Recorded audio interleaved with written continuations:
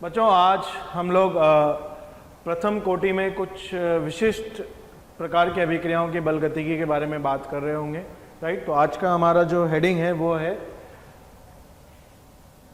प्रथम कोटि की कुछ विशिष्ट अभिक्रिया हैं।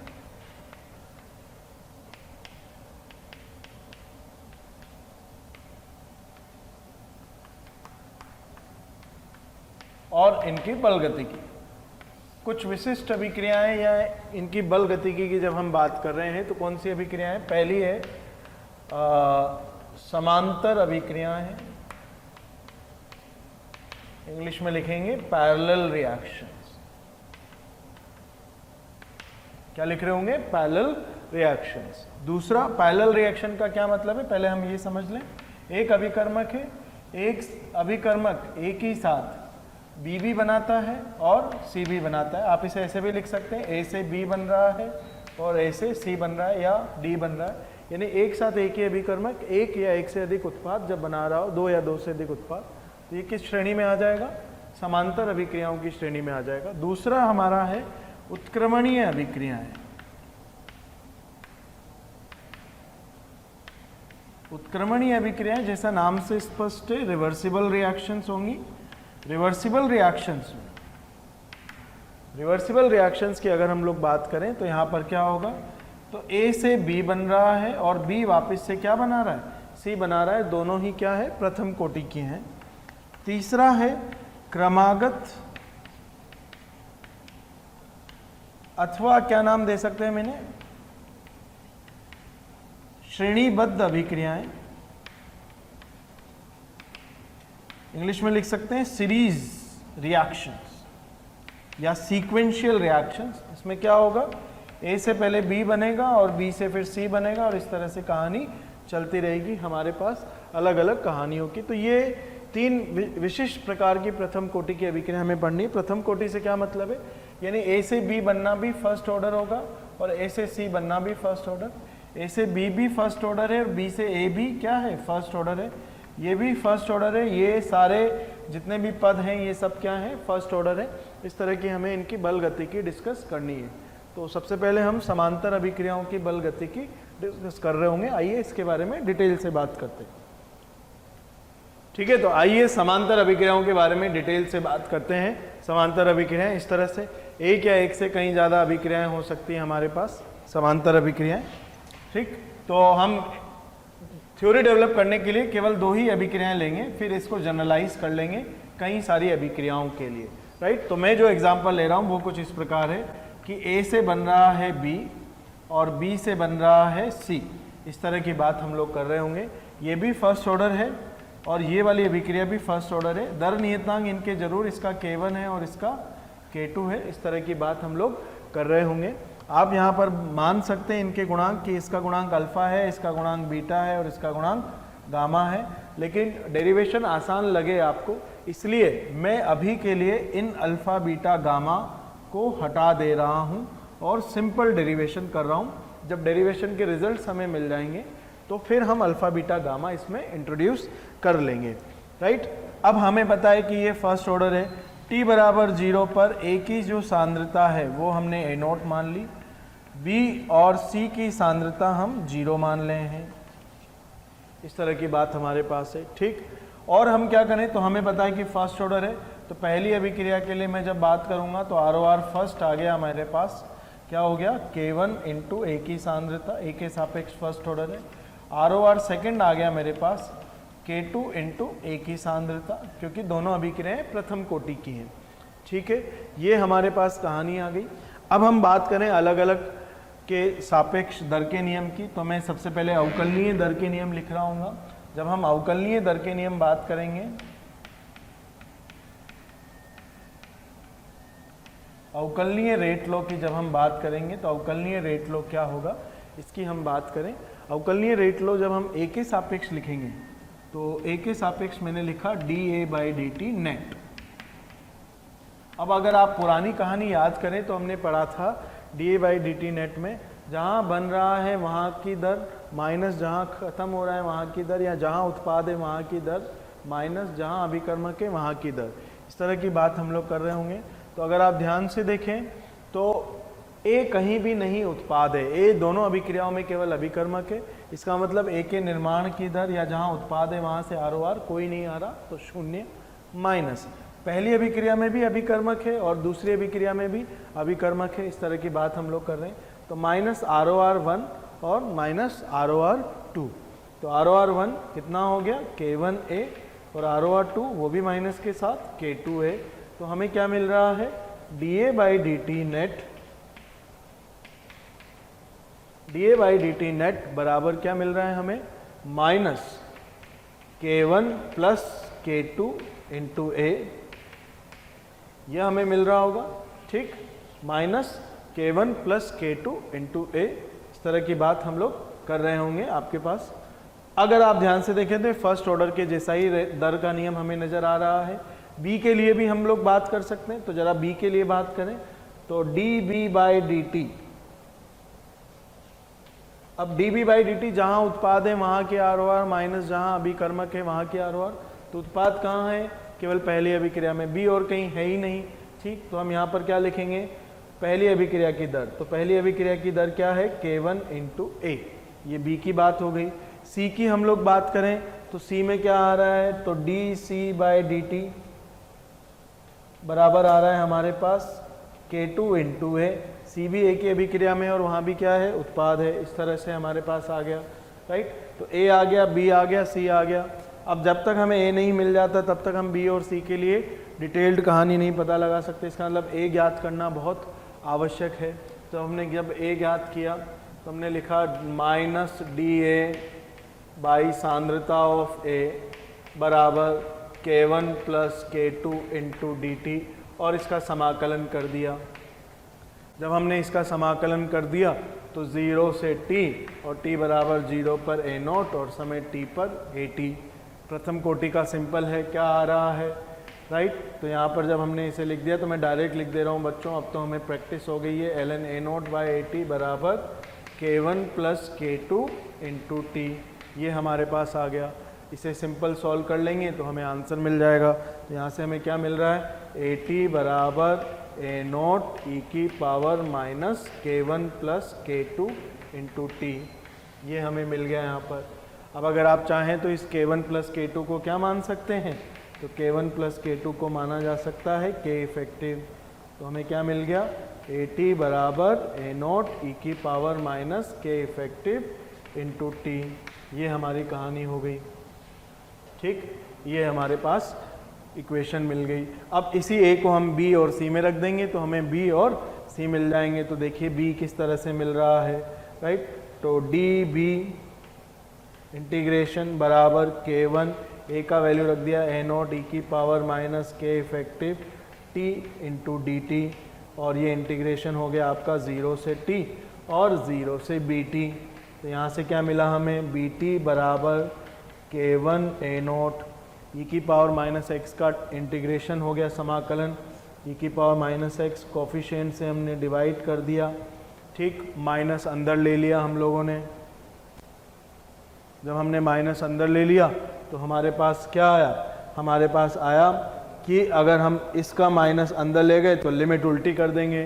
जब हमने लिमिट उल्टी कर दी तो पहले हमने 0 लगाया तो e की power minus K effective into 0, ये हो गया 1।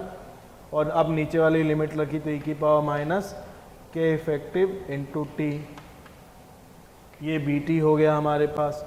सिमिलरली अगर आप ध्यान से देखें तो dC बाई dt में भी कुछ नहीं है, केवल K1 की जगह क्या आना है, K2 आना है। तो हमारे पास C आ गया। इस तरह से हमने CT लिख लिया। तो हमें A की सांद्रता मिल गई, B की सांद्रता मिल गई, C की सांद्रता मिल गई। अब हम इसके लिए जो कॉमन पॉइंट्स हैं उनकी बात करें, वो क्या होंगे, राइट। तो जो काम की बातें हैं जो हमें याद रखनी है उनको सीखें। तो वो किस प्रकार हम लोग लिख रहे होंगे, ध्यान से देखिए जरा। अगर यहाँ पर आप इम्पोर्टेंट पॉइंट्स की बात करें तो सबसे पहला इम्पोर्टेंट पॉइंट तो है कि K इफेक्टिव बराबर हमने क्या माना हुआ है, K1 प्लस K2। दूसरा इम्पोर्टेंट पॉइंट क्या है कि B के निर्माण की दर और C के निर्माण की दर का अनुपात हमेशा K1 अपॉन K2 है। अब जरा ध्यान से देखो, मैं इसमें वेरिएशन भी डाल देता हूँ। अगर ये अल्फ़ा होता, ये बीटा होता और ये गामा होता, तो यहाँ पर ये अल्फ़ा आया होता, ये अल्फ़ा आया होता, यहाँ पर अल्फ़ा आ गया होता, यहाँ बीटा आया होता और यहाँ गामा। तो जब आप अनुपात लिख रहे हैं तो ये क्या हो जाता, बीटा अपॉन गामा एक्स्ट्रा हो जाता। ठीक, इस तरह की बात। और के इफेक्टिव में अल्फ़ा एक्स्ट्रा आ जाता क्योंकि हमने अब कोफिशिएंट लिख दिए। और हम बात करें तो B T upon C T की अगर हम बात करें तो सिमिलरली यहाँ जैसे मैंने बी टी लिखा वैसे ही सी टी लिख सकता हूँ। क्या हो जाएगा, K two A not upon K effective into bracket वाली चीज़ सेम हो जाएगी। तो इसका मतलब अगर B T upon C T लिखूँगा मैं तो फिर से क्या आ जाएगा, बीटा के वन अपॉन गामा के टू। लेकिन ये ध्यान से देखो, ये तब आया जब मैंने यहाँ जीरो लिखा। अगर ये जीरो नहीं होता तो यहाँ पर एक कुछ वैल्यू और आ रहा होता। तो ये कंडीशनल है कब, when B not and C not are equals to zero, यानी प्रारंभ में उत्पादों की सांद्रता क्या हो, शून्य हो, तब ये आंसर आ रहा होगा।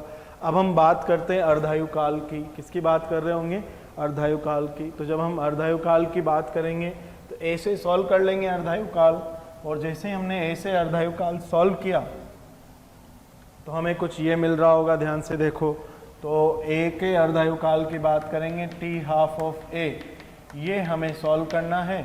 यहाँ से हम ए की value A not by two रख देंगे और आंसर सॉल्व करेंगे। क्या आएगा, तो ये आया ए नॉट बाई टू बराबर ए नॉट ई की पावर माइनस के वन प्लस के टू इंटू टी, और ये टी टी हाफ हो जाएगा, ए नॉट कैंसिल हो गया।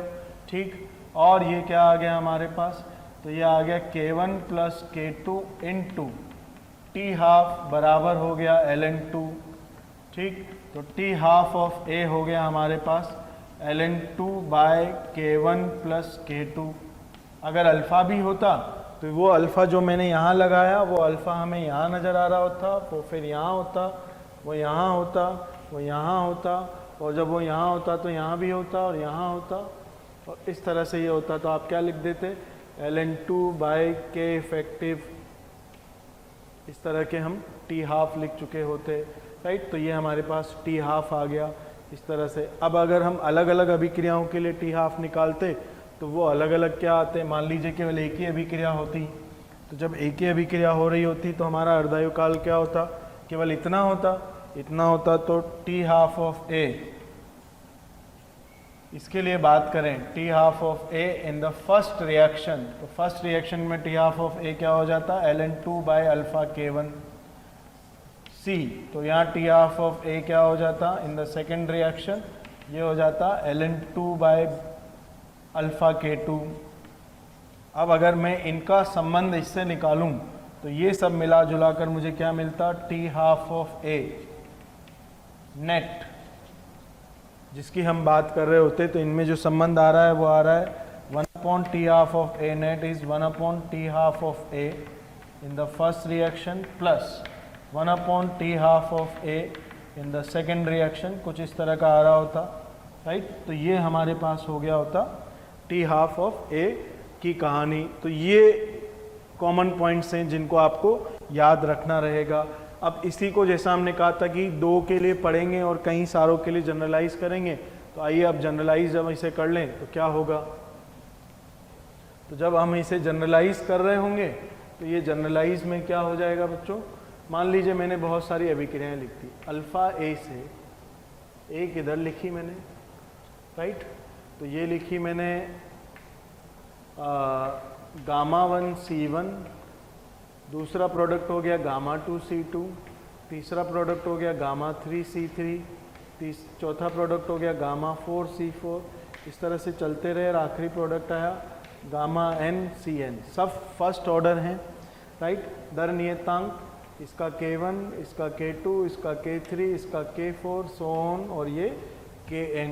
अब उन सब चीज़ों को अगर हम इधर जनरलाइज करें तब क्या होगा, तो सबसे पहले तो K इफेक्टिव A, तो K इफेक्टिव A क्या हो गया, alpha, K1 plus K2 plus K3 plus Kn, एक तो ये कहानी हो गई। दूसरा उत्पादों के निर्माण की दर, तो dC1 बाई डी टी अनुपात dC2 बाई डी टी अनुपात dC3/dt, C3 मतलब तीसरा उत्पाद, अनुपात dC4/dt। और अगर आप ध्यान से देखें तो ये अनुपात किसके बराबर आ रहा है, ये अनुपात आ रहा है, यहाँ पर हमने इनके निर्माण की दरों का अनुपात, तो इनके सापेक्ष दर नियतांक, तो ये क्या हो गया, Γ1 K1 इस टू Γ2 K2 इस टू Γ3 K3 इस टू, इस तरह से हमारी आगे की कहानी चलती रही, यानी रेस्पेक्टिव स्टोइकियोमेट्रिक कोफिशिएंट, राइट, इसके बराबर आ जाएगा।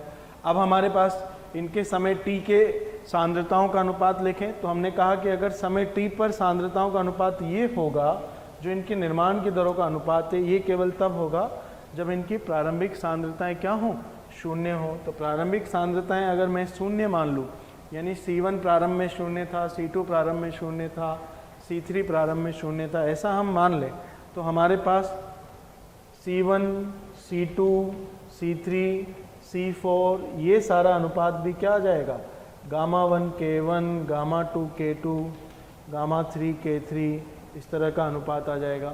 समय की गणनाएं मैंने आपको यहाँ सिखाई दी है कि T हाफ नेट क्या होगा, तो T हाफ नेट हो जाएगा ln2/अल्फा into K effective, right, alpha into K effective. K effective क्या, summation of K respective case, 10 के हैं तो K1 K2 K3 up to K10, 15 हैं तो अप टू K15, इस तरह की कहानी हमारे पास चलती रहेगी। तो बच्चों ये हो गया समांतर अभिक्रियाओं का।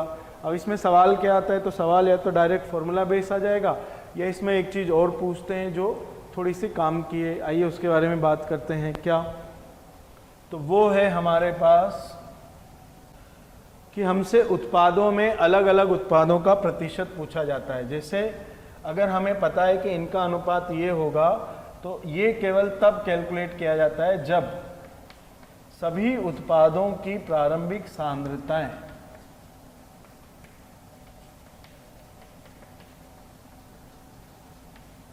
बराबर क्या हो, 0 हो, तब हमसे निकाला जाता है।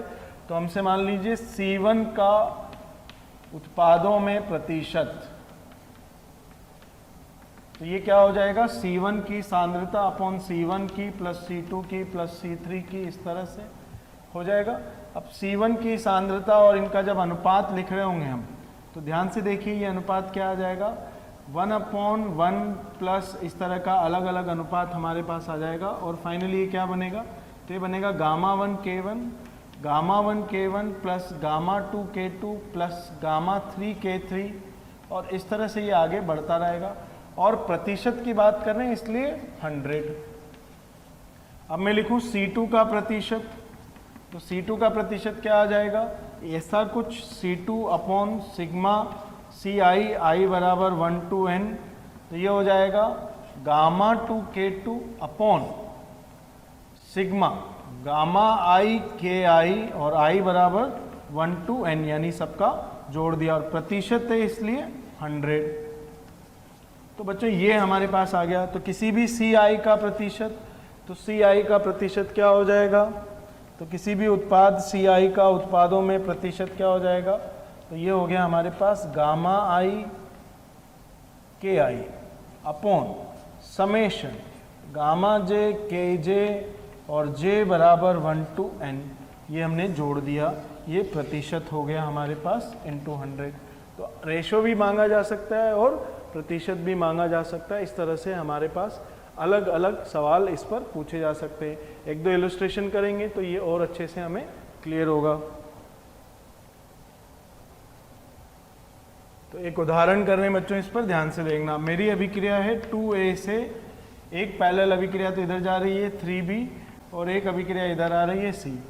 इसका दर नियतांक है K1 बराबर है 2 सेकेंड इनवर्स और K2 बराबर है 3 सेकेंड इनवर्स। इस तरह से हमारे पास दोनों के दर नियतांक हमें दिए हुए हैं, कोफिशिएंट हमें दिए। क्या क्या ज्ञात करना है, राइट। तो पहला सवाल K इफेक्टिव ज्ञात करना है। दूसरा सवाल B व C के निर्माण की दरों का अनुपात ज्ञात करना है।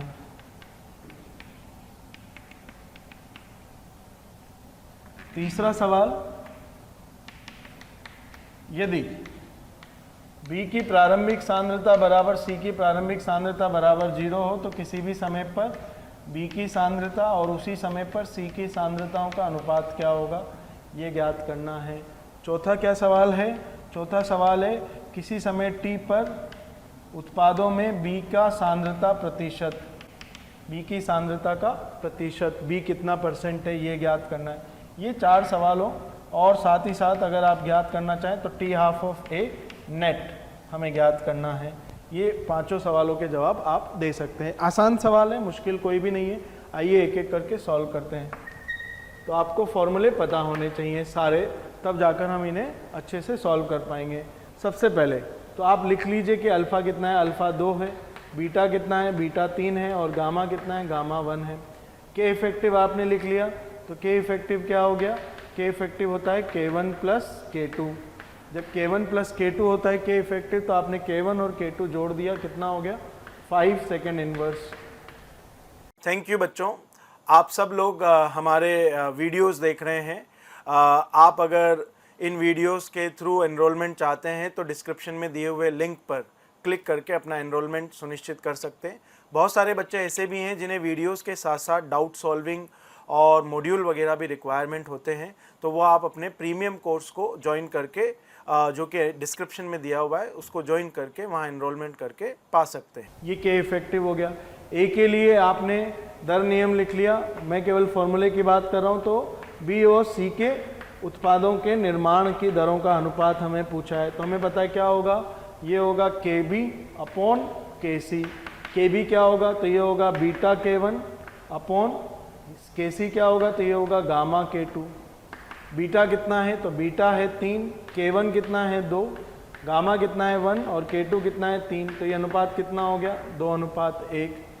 अच्छा, BT अपॉन CT, तो BT अपॉन CT हमें पता है किसके बराबर होगा, फिर से KB अपॉन KC के बराबर। और KB अपॉन KC का वैल्यू हमारे पास है ही, कितना है KB अपॉन KC का वैल्यू 2:1, यह आंसर आ गया। B का सांद्रता प्रतिशत, तो BT का सांद्रता प्रतिशत कितना हो जाएगा, तो हम क्या लिखेंगे, BT upon BT plus CT into 100, उत्पादों में B का सांद्रता प्रतिशत। और जब ये लिख रहे होंगे तो ये कितना आ जाएगा, आपको BT अपॉन CT पता है और यहीं से हम वैल्यू निकाल देंगे। तो मान लीजिए मैंने BT अपॉन CT लिख दिया, तो 2/1 CT से डिवाइड कर दिया, CT से डिवाइड 2/1 और CT से डिवाइड, तो ये 1 इंटू 100। ये सॉल्व कर लिया हमने, कितना आ गया ये हमारे पास 200/3%। इसे एक तरह से और लिखा जा सकता है, कैसे, आप डायरेक्ट लिखो BT, तो BT मतलब KB, BT मतलब KB और CT मतलब KC इंटू 100 और KB का वैल्यू लिख दो, तो KB का वैल्यू 3 इंटू 100। सॉल्व कर दिया हमने इसे 600/9 और इसके हिसाब से आंसर सॉल्व कर लिया, तो 200/3%। अर्धायुकाल पूछा है हमसे T12 का, तो T12 का A का अर्धायुकाल, तो ये कितना हो जाएगा ln2 बाई अल्फ़ा के इफेक्टिव। अल्फ़ा हमें पता ही है कितना है 2, के इफेक्टिव हमने निकाला 5, सॉल्व कर लिया, तो ln2 बाई अल्फ़ा 2 और के इफेक्टिव 5, तो ये हो गया 0.0693 सेकेंड्स। इस तरह की बात हमारे पास आ गई। तो सिंपल मैंने फॉर्मूला एप्लीकेशन का सवाल दिया, ज़्यादा मुश्किल सवाल नहीं है, राइट। और क्या सवाल आ सकता है उसकी बात करें, तो एक और इलस्ट्रेशन लिख रहा हूँ, ध्यान से देखिए। आपको ना तो K1 पता है ना ही K2 पता है, बस आपको ये पता है कि B0 बराबर C0 बराबर 0 है और क्या पता है आपको, तथा BT का उत्पादों में प्रतिशत जो है वो 40% है। क्या है, 40% है। तब आपको क्या ज्ञात करना है, तब आपको K1 अपॉन K2 क्या होगा ये बताना है। सवाल बहुत आसान है, आपको डायरेक्ट फॉर्मूला अप्लाई करना है और कुछ नहीं। अब आपको थोड़ा सा यहाँ से चीज़ें अलग लेवल पर सोचनी है। आपको पता है अगर BT जो है वो 40% है तो CT जो है वो ऑटोमेटिकली कितना हो जाएगा 60%, क्योंकि B0 और C0 0 है।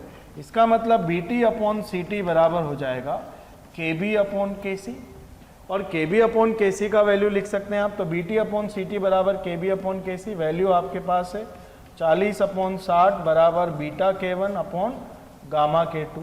बीटा का वैल्यू नज़र आ रहा है आपको 3, गामा का वैल्यू नज़र आ रहा है 1 और K1 अपॉन K2 आपको सॉल्व करना है, तो K1 अपॉन K2, तो ये हो गया 2/3 और यहाँ से K1 अपॉन K2 आ गया 2/9 आपका डायरेक्ट आंसर आ गया। तो इस तरह से तरह तरह के सवाल हमारे पास बनाए जा सकते हैं इस पर, और आप इन सबको आसानी से कर सकते हैं। कभी कभी एक अर्धायु काल वाला सवाल भी बनाया जाता है, पूछा जाता है, उसकी हम लोग बात करें तो वो किस तरह से बनेगा आपके पास, जरा ध्यान से देखो। राइट, वो बन रहा होगा, मैंने मान लीजिए अभिक्रिया लिखी अल्फा ए बीटा बी गामा सी। कुछ देर के लिए मैं इसी अभिक्रिया पर कंसंट्रेट करता हूँ, फिर बाद में इस पर बात करेंगे। फर्स्ट ऑर्डर है, अगर केवल यही अभिक्रिया होती तो टी हाफ ऑफ ए जो फर्स्ट अभिक्रिया में बनता वो क्या बनता, ln2/ka1, और ln2/ka1 क्या होता है, ln2/α-k1। अगर इसी अभिक्रिया की बात होती तो टी हाफ ऑफ ए इस सेकंड अभिक्रिया में क्या बनता उसकी बात करें तो वो होता ln2/ka2, और ka2 क्या होता, तो ये हो जाता ln2/α-k2।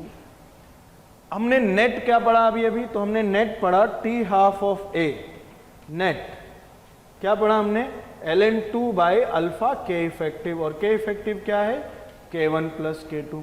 अब अगर मैं इसे 1 कह दूं, इसे 2 कह दूं और इसे 3 कह दूं, तो 1 2 3 में देखकर आपको रिलेशन मिलता है।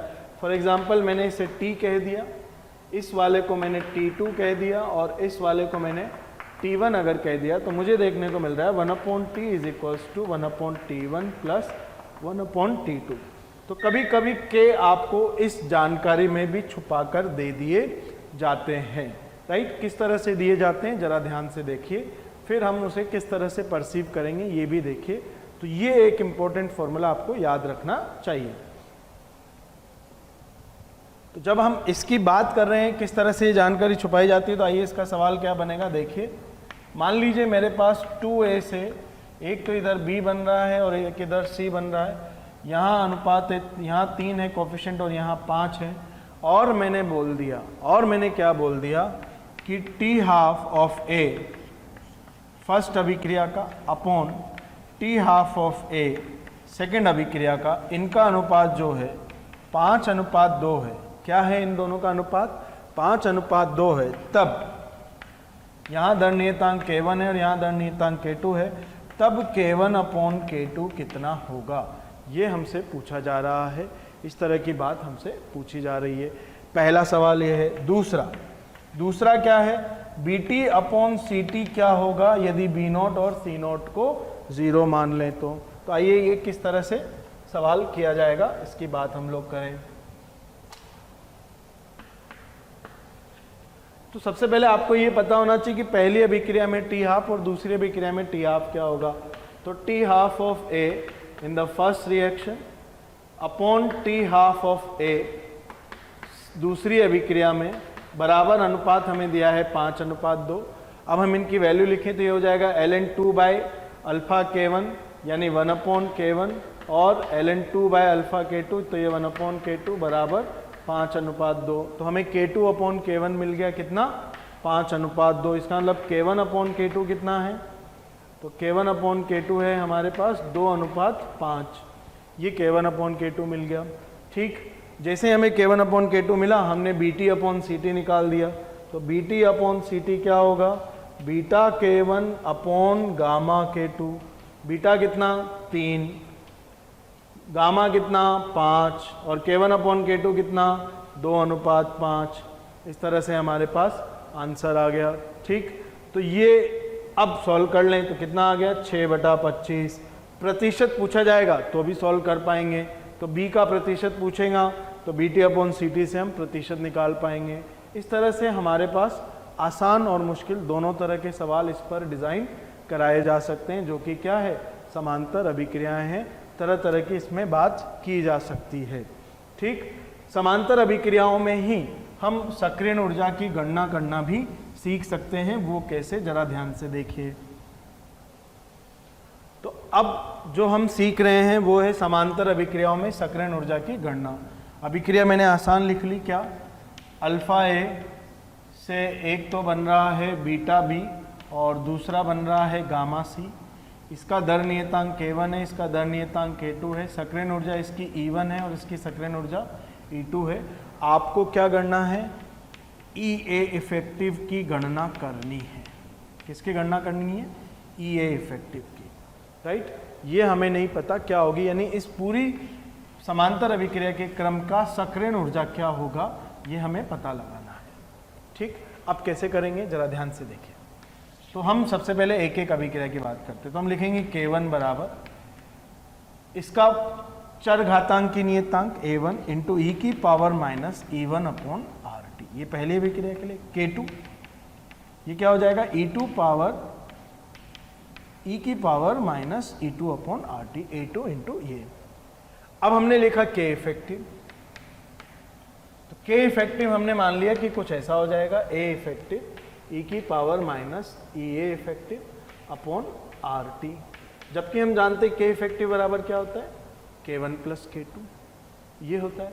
यहाँ पर हमने K1 और K2 का वैल्यू रख दिया, तो जब हमने K1 और K2 का वैल्यू रखा तो क्या मिला?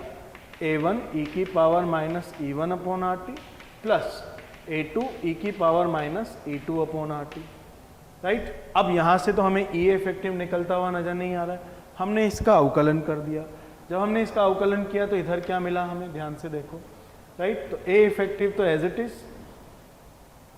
ई की पावर माइनस EA इफेक्टिव भी ऐसा का ऐसा ही रहेगा, और ई की पावर का हमने जब अवकलन किया होगा तो minus EA effective upon R तो बाहर और माइनस 1 अपॉन T स्क्वायर, ये तो इसका अवकलन हो गया। इधर तो इधर क्या आ जाएगा? तो A1 ई की power minus E1 upon RT तो ऐसा का ऐसा है, और E1 अपॉन RT स्क्वायर अलग से, प्लस यहाँ क्या आ जाएगा? A2 ई की power minus E2 upon RT into E2 upon RT का स्क्वायर, ये आ गया हमारे पास। RT स्क्वायर अगर आप ध्यान से देखेंगे तो पूरे समीकरण में कैंसिल हो गया, ये माइनस माइनस प्लस हो गया, यानी सब कुछ प्लस है। इसे ध्यान से देखेंगे तो ये क्या है? K इफेक्टिव है, तो हमें क्या मिल रहा है? K effective into EA effective बराबर ये क्या है? तो ये K1 है, तो K1 E1, ये E1 RT स्क्वायर कैंसिल, ये K2 है और ये E2 है, इस तरह की बात। अब जरा ध्यान से देखें तो EA इफेक्टिव बराबर क्या मिल गया? K1 E1 plus K2 E2 divided by K effective. अब ये K इफेक्टिव क्या होगा? तो ये K इफेक्टिव जब हम लोग निकालेंगे तो K1 E1 plus K2 E2, और K इफेक्टिव का वैल्यू हमें पता है कितना है? K1 plus K2। तो इस तरह से हम समांतर अभिक्रियाओं के लिए क्या कैलकुलेट कर सकते हैं? सक्रियण ऊर्जा भी कैलकुलेट कर सकते हैं। ये हमारे पास फॉर्मूला हो गया, right. K1 E1 plus K2 E2। बहुत सारी समांतर अभिक्रियाएं होंगी तो क्या फॉर्मूला हो जाएगा? यहाँ लिख दे रहा हूँ, तो EA इफेक्टिव बराबर क्या हो गया? सिग्मा KI EI, जितनी अभिक्रियाएं हैं उतना नंबर वहाँ तक जोड़ते चलो, divided by sigma KI I बराबर 1 से n। दो अभिक्रियाएं तो K1 E1 plus K2 E2 upon K1 plus K2, 3 है तो K1 E1 plus K2 E2 plus K3 E3 upon K1 plus K2 plus K3। इस तरह से ये फॉर्मूला हमारे पास किसके लिए लागू होगा? समांतर अभिक्रियाओं की इफेक्टिव सक्रियण ऊर्जा के लिए लागू होगा। इसकी बात हम लोग कर रहे होंगे, राइट। तो ये कहानी हो गई हमारे पास किसकी? पैरेलल रिएक्शन की। इस पर भी कुछ एक आध एग्जाम्पल हम लोग कर सकते हैं, फिर इसके बाद हम बात करेंगे उत्क्रमणीय अभिक्रियाओं की। समांतर अभिक्रियाओं के बाद बताए अब हम लोग उत्क्रमणीय प्रथम कोटि अभिक्रियाओं की।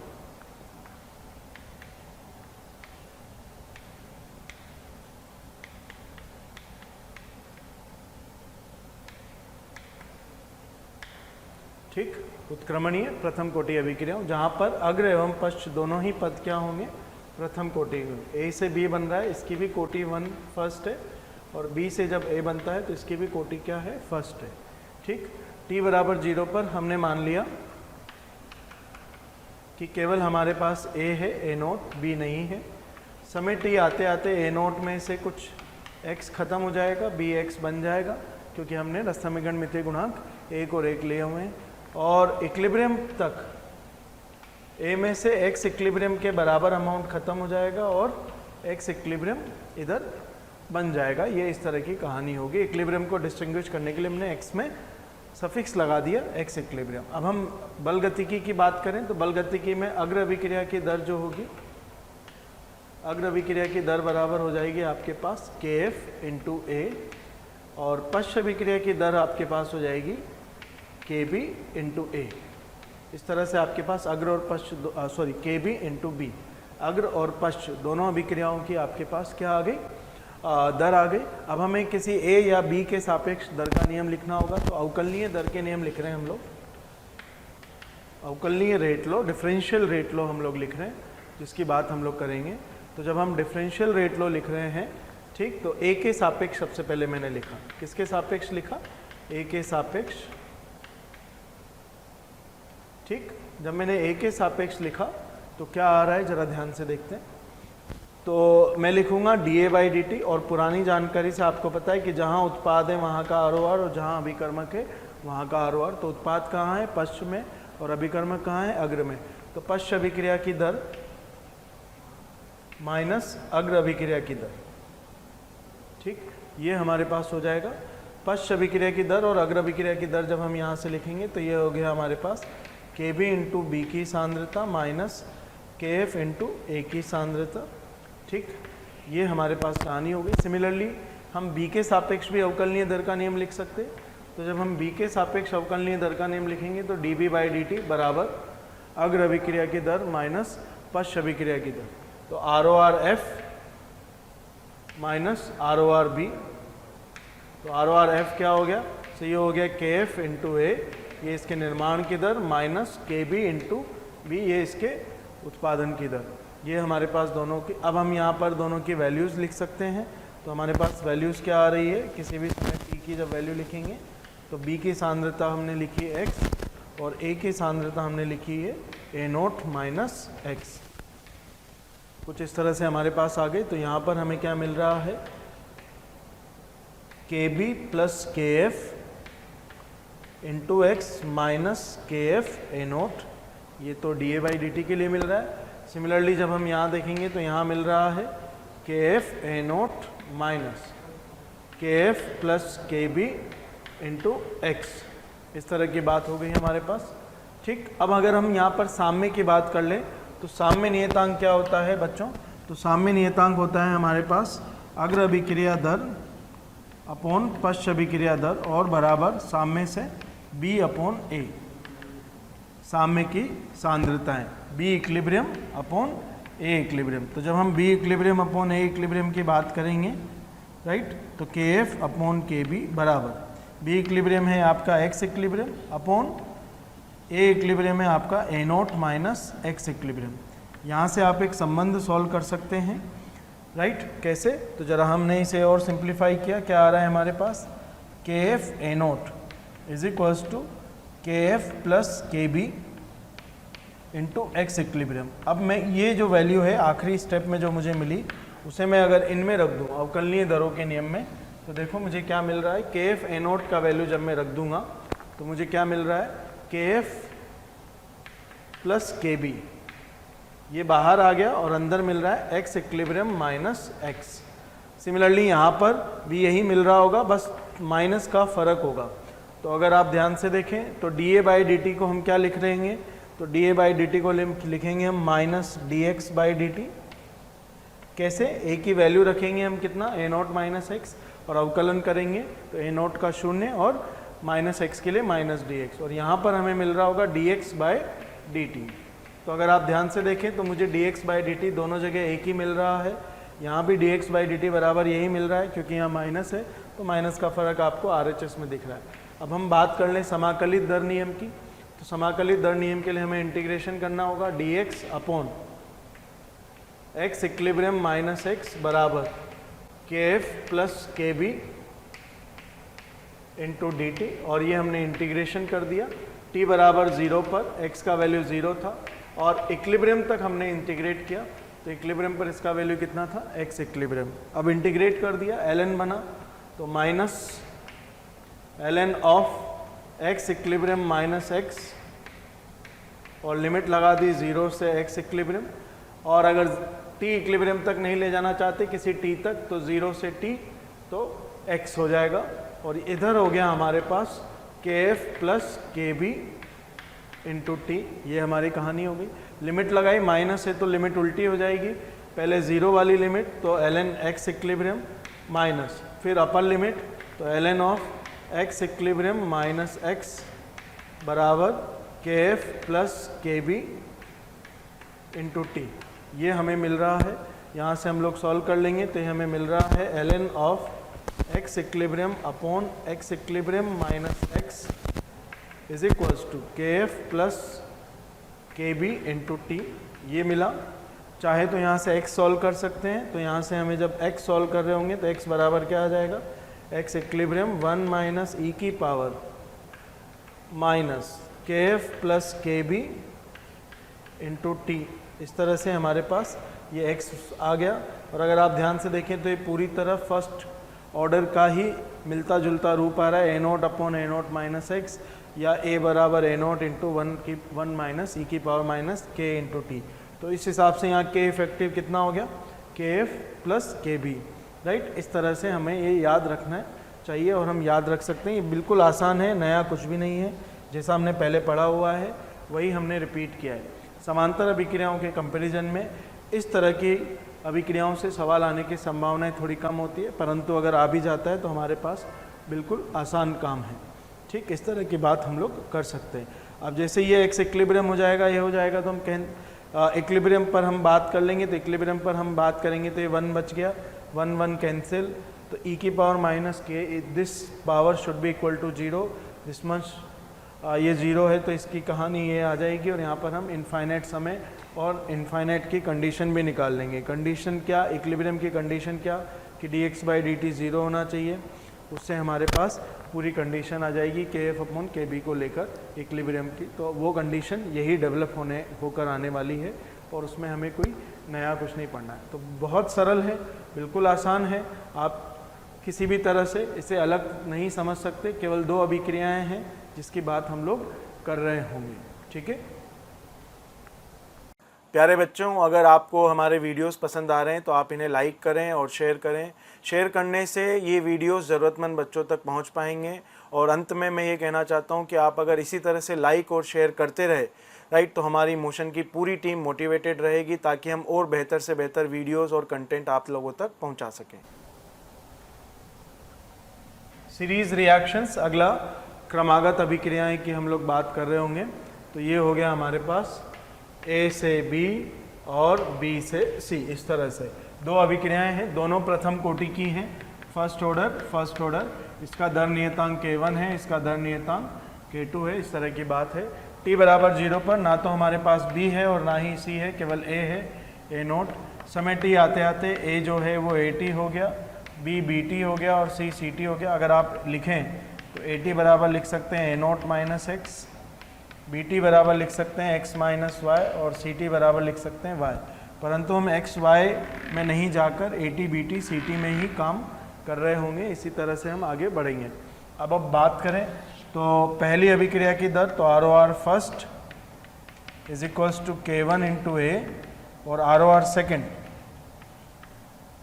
ये हो गई आपकी K2 इंटू B। दोनों प्रथम कोटि की अभिक्रियाएं हैं इस तरह से, तो इन दोनों का दर का नियम हो गया। अब हम अवकलनीय दर के नियम लिखें, तो जब हम अवकलनीय दर के नियम लिख रहे हैं तो A के सापेक्ष और B के सापेक्ष और C के सापेक्ष, ये 3 हमें लिखना है। सबसे पहले A के सापेक्ष, तो A केवल खर्च हो रहा है, बन नहीं रहा है, तो dA बाई dt बराबर कोई नहीं बन रहा है 0, माइनस कहाँ खर्च हो रहा है, फर्स्ट अभिक्रिया में, तो माइनस K1 इंटू A, ये A के सापेक्ष आ गया। B के सापेक्ष हम बात करें तो B बन भी रहा है और खर्च भी हो रहा है, तो dB बाई dt, बन कहाँ रहा है, फर्स्ट में, और खर्च कहाँ हो रहा है, सेकंड में, तो ये dB बाई dt आ गया। बनने की दर, जिसमें प्रोडक्ट है वहाँ का ROR, जिसमें रिएक्टेंट है वहाँ का ROR।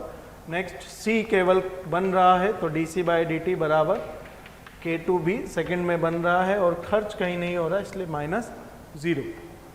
ये हमारे पास तीनों के सापेक्ष अवकलनीय दर के नियम आ गए। अब हम अवकलनीय दर के नियम से समाकलित दर के नियम कैलकुलेट कर सकते हैं। तो जब हमने इंटीग्रेटेड रेट लॉ की बात करी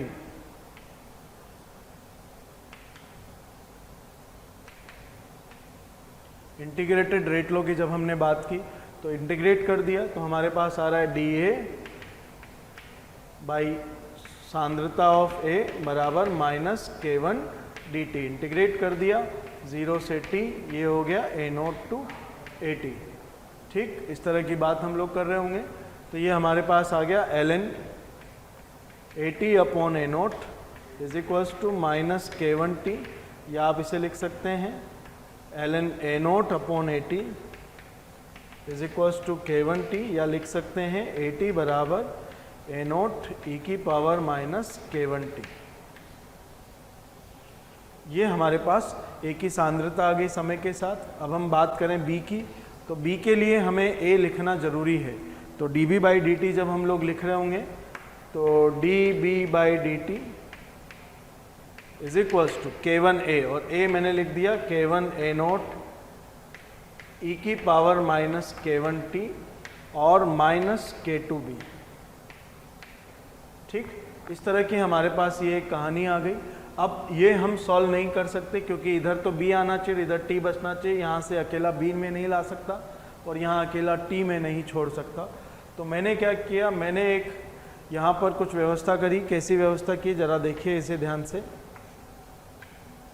ठीक, मैंने इस पूरे फलन को गुणा कर दिया, किससे, e की पावर K2t से।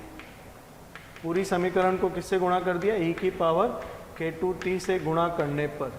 तो जब e की पावर K2t से मैंने पूरे को गुणा कर दिया तो ये क्या हो गया, e की power K2t into D B by D T plus K2 into E की पावर K2t इंटू बी।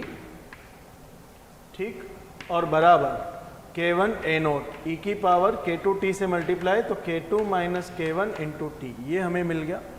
अब जरा ध्यान से देखें, इस चीज़ पर कंसंट्रेट करें और यहाँ से एक हिंट मैं लिख रहा हूँ, जरा उसे ध्यान से देखना।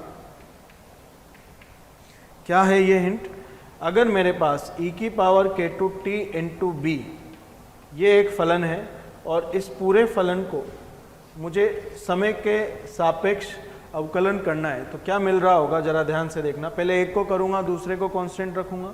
तो मान लीजिए मैंने पहले b को किया तो e की पावर K2t को बाहर, और जब b को किया तो ये आ गया D B by D T. मुझे अभी b नहीं पता तो मैंने D B by D T लिख दिया। अब b को अलग रखूँगा, इंटू सेकेंड को करूँगा तो e की पावर K2t का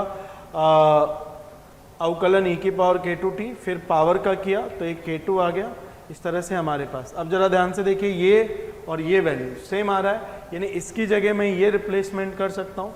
और जैसे ही मैंने ये रिप्लेसमेंट किया इसकी जगह तो मुझे मिल रहा है D by D T of E की power K2t into B T, B की सांद्रता बराबर K1 ए नोट ई की power K2 minus K1 into T, ये मुझे मिल रहा है। अब मेरा t अलग हो गया और ये अलग हो गया, मैंने इसे इधर लाया और इंटीग्रेट कर दिया तो d ऑफ ई की पावर K2t इंटू बी की सांद्रता बराबर K1 ए नोट ई की power K2 minus K1 t dt, ये हो गया। अब हमने इसे इंटीग्रेट किया तो जब हम इंटीग्रेट कर रहे हैं तो 0 से t, जब इधर t बराबर 0 रखा तो ये t बराबर 0 पर ये 1 हो गया, और b की सांद्रता t बराबर 0 पर 0, इसका मतलब ये पूरा फलन 0 हो गया।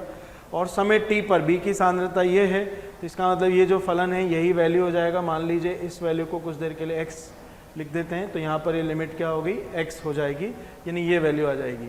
जब हमने इंटीग्रेट किया तो dx है, तो dx को 0 टू x इंटीग्रेट करना है तो हमें केवल क्या मिलेगा, x, और x क्या है, e की power K2t into B T is equals to, इधर जब हमने इंटीग्रेट किया तो K1 ए नोट ई की पावर K2 माइनस K1t, तो ये K2 माइनस K1 से तो डिवाइड हो गया, सेम पावर, राइट। इस तरह की बात हम लोग कर रहे होंगे, इंटीग्रेशन में डिवाइड होता है, डिफरेंशिएशन में मल्टीप्लाई हो गया और पावर यही रहेगा। तो हमारे पास आंसर आ गया e की पावर K2 माइनस K1t, ये upper limit minus lower limit में t 0 रखा तो ये 1 हो गया होगा, इस तरह से आया। अब मुझे bt चाहिए था, तो जब मुझे bt चाहिए तो मैंने bt रख दिया यहाँ पर, क्या आया bt, तो bt बराबर आ रहा है K1 A not upon K2 minus K1, और वो इधर से e की पावर K2t को मैं उधर ले गया, और क्या मिल रहा है ज़रा ध्यान से देखना। तो जब मैंने e की पावर K2t यहाँ लिखा तो ये हो गया e की पावर माइनस K1t माइनस, और जब मैंने e की पावर K2t यहाँ डिवीजन मारा तो ये e की पावर माइनस K2t यहाँ हो गया। इस तरह से हमारे पास ये b निकल कर आ गया,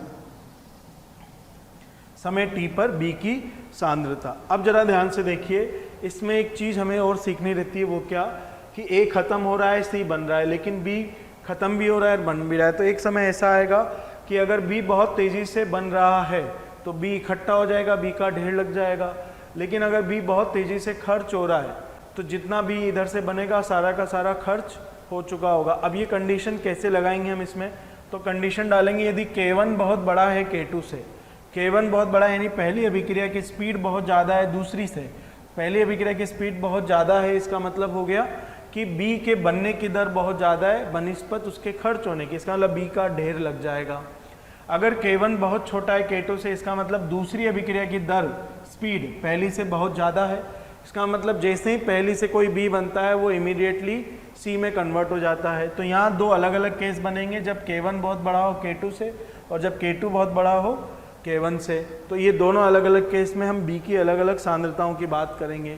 तो दूसरा केस जिसमें K2 बहुत बड़ा है किससे, K1 से, इसका मतलब जैसे ही पहली अभिक्रिया से B बना दूसरी में कन्वर्ट हो जाता है, इसका मतलब B वहाँ एक इंटरमीडिएट की तरह काम कर रहा होगा। किसकी तरह काम कर रहा होगा, इंटरमीडिएट की तरह। ठीक, अगर K1 बराबर K2 हो जाए यानी दोनों अभिक्रियाओं की दर बराबर हो जाए तो हम कहेंगे ये एक तरह से स्टेडी स्टेट हो गया, यानी A से B, B से C बराबर समय में चल रहा है और B की कॉन्सेंट्रेशन कांस्टेंट मेंटेन रहेगी या ज़ीरो मेंटेन रहेगी, वो हम इस पर चर्चा करेंगे। तो अभी हमारे लिए जो बात है, अब जैसे ही हमें B मिला, हम अगर C के लिए इंटीग्रेट कर लेंगे जो कि आसान होगा, तो हमें C भी मिल जाएगा, लेकिन C कोई नहीं पूछता, सवाल हमारा B पर ही आकर रुक जाता है। तो इसके साथ साथ हमें जो स्पेशल केस है वो भी डील करने, आइए उनकी बात कर लेते हैं। तो बच्चों अब मैंने जो यहाँ पर है A और B की सांद्रताएं लिखी रहने दी हैं, बाकी सब तो मैंने डेरिवेशन स्टेप थे जो रब कर दिए हैं।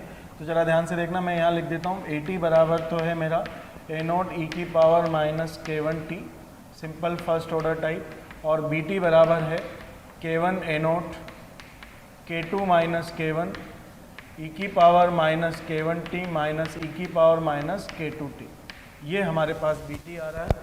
ठीक, और अब हमें कुछ स्पेशल केसेस की बात करनी है।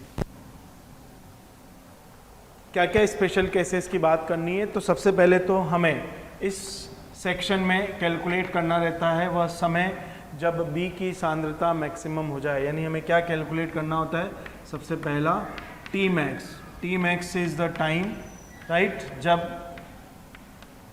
B की सांद्रता अधिकतम हो जाए।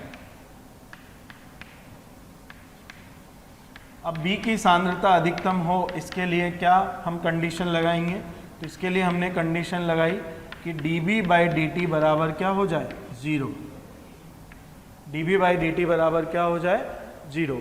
ठीक, तो dB/dt बराबर हमने 0 कर दिया। जैसे हमने dB/dt बराबर 0 किया तो हमारे पास मिला K1A माइनस K2B बराबर 0, और इससे हमें क्या मिला, इससे हमें मिला दैट K1AT बराबर K2BT,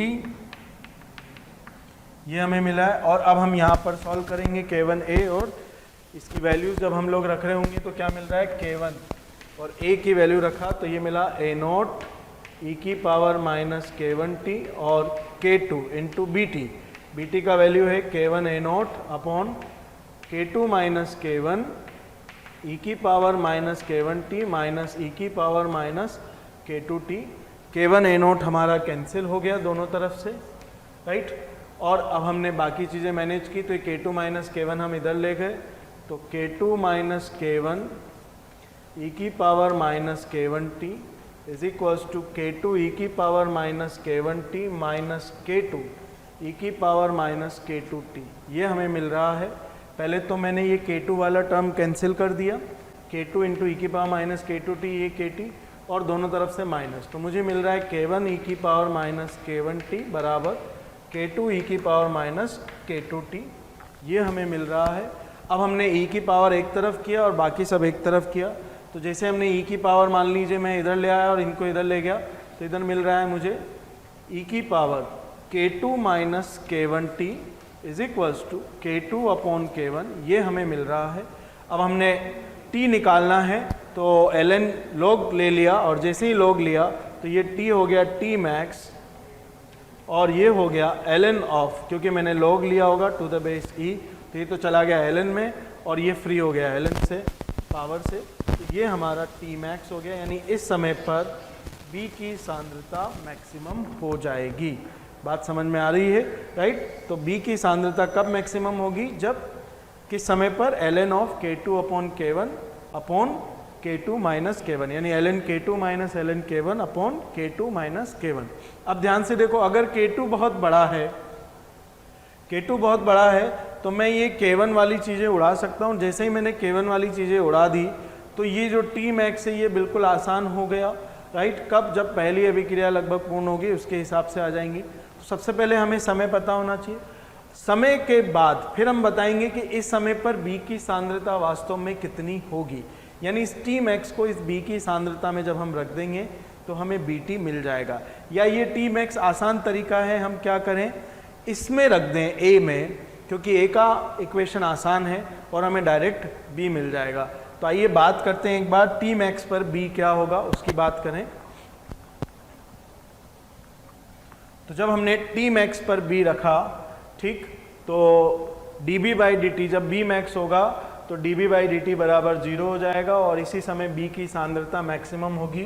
तो b max की अगर हम बात करें, b max तो ये आ जाएगा हमारा k1a अपॉन k2 और a हमने रख दिया k1 अपॉन k2, a हो गया k1a नोट e की पावर माइनस k1, और वो समय हमने रख दिया, क्या है वो समय, ln k2 by k1 upon k2 minus k1। ये t हमने यहाँ पर रख दिया और अब हमने इसे सॉल्व कर लिया, ठीक। तो ज़रा ध्यान से देखें ये क्या आ रहा है हमारे पास। सो ये k1 square upon k2 a note e की power ln k2 minus k1 और इसकी power minus of k1 upon k2 minus k1। थोड़ा सा टिपिकल आएगा, राइट। अब ये e की पावर ln है तो ये तो सब उड़ गया, तो हमारे पास मिल रहा है k1 square upon k2 a note और सब उड़ गया, तो ये आ रहा है k2 माइनस k1, राइट, की power minus k1 upon k2 minus k1, ये आ गया। और अब आप इसे सॉल्व कर लेंगे तो फाइनली b मैक्स आपको मिल जाएगा। पहला तरीका थोड़ा सा आसान है क्योंकि आपको पता है चीज़ें इतनी गंभीर आनी है।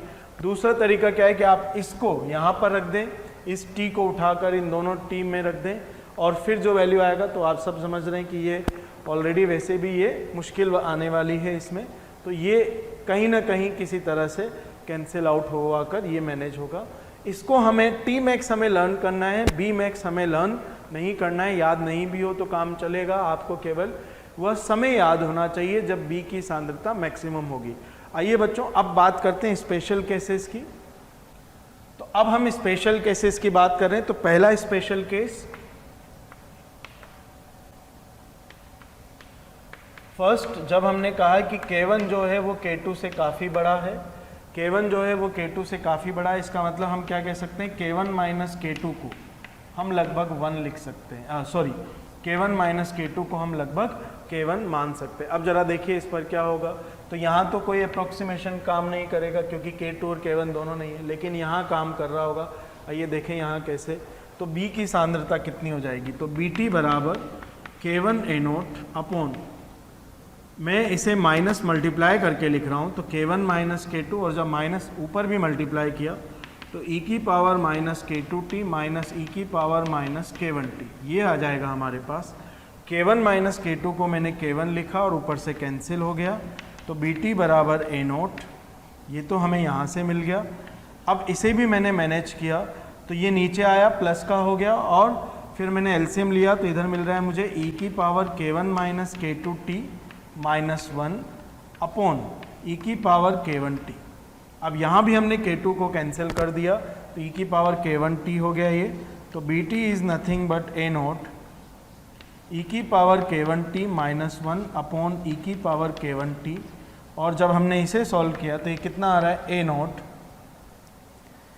ई की 1 माइनस ई की पावर माइनस k1t, राइट। अब जरा ध्यान से देखिए, जब k1 बहुत बड़ा है, जब k1 बहुत बड़ा है a से b और b से c, k1 बहुत बड़ा है और k2 बहुत छोटा है, यानी b का नेग्लिजिबल अमाउंट c में जा रहा है, इसका मतलब b यही एक मूल अभिक्रिया है और ये एक मूल अभिक्रिया है, तो ये प्रथम कोटि अभिक्रिया है, b एक तरह से इस प्रथम कोटि अभिक्रिया का उत्पाद है।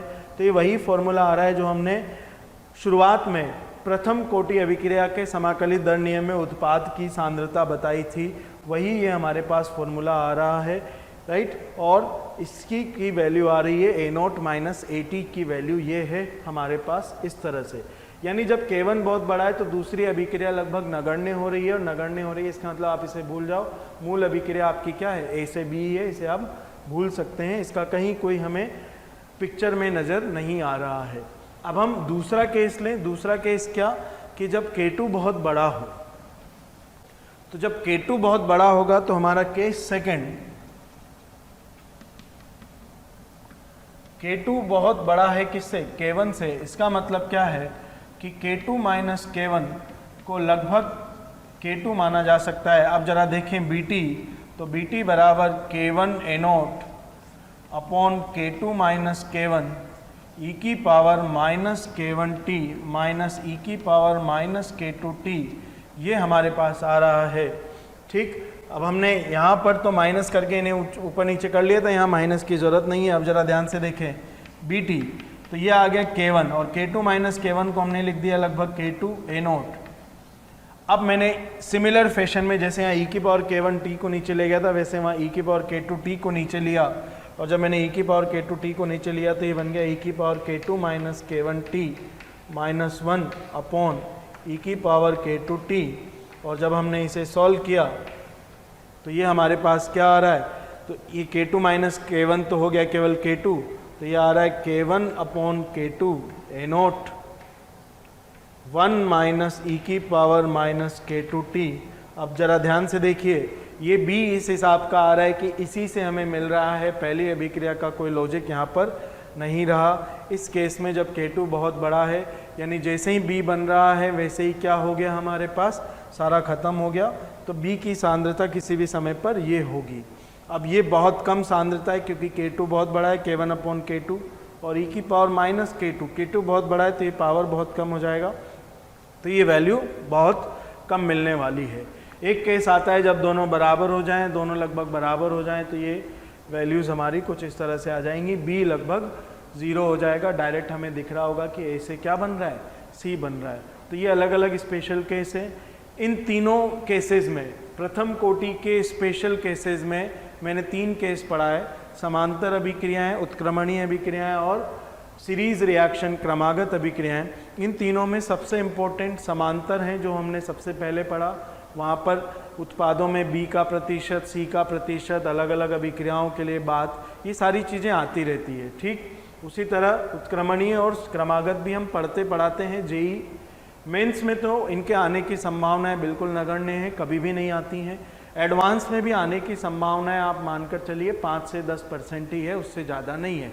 इसका मतलब ये चीज़ आपको टफ लग रही है, इसका मतलब ये सर्च में टफ है, और टफ इतनी है कि इसके एग्ज़ाम में आने की प्रायिकता, इसकी संभावना भी अत्यंत नगण्य है, राइट, बहुत कम है। इसलिए मैंने आपको बस पढ़ाया है, आपने एक बार देख लिया है। आप देखिए कि कैसा भी केस आ जाए, चीज़ें आसान होती है, बस गणित थोड़ी बढ़ जाती है, तो हमें घबराना नहीं है। अगर एग्ज़ाम में कोई नया आ जाए तो कर तो सकते हैं, बस हमें क्या चाहिए रहेगा, समय चाहिए रहेगा। 3 केस हमने पढ़ लिए, आपके पास जब एग्ज़ाम के लास्ट डेज में समय रहे तो ये केसेस लर्न करके डायरेक्ट जा सकते हैं, ठीक। बहुत इंपॉर्टेंट जेई मेंस के हिसाब से तो बिल्कुल नहीं है, और जेई एडवांस के हिसाब से भी बहुत इंपॉर्टेंट ये नहीं है, फिर भी हमने ये कवर किया, इसके बारे में हम लोग बात कर रहे हैं, ठीक है। तब तक के लिए थैंक यू। बच्चों, अगर आपको मेरा ये वीडियो पसंद आ रहा है और आप मेरे और कोई वीडियो देखना चाहते हैं, या मोशन के किसी और एक्सपर्ट फैकल्टी टीम के वीडियोस आप देखना चाहते हैं, तो आज ही कॉल करें 1800 2121 799।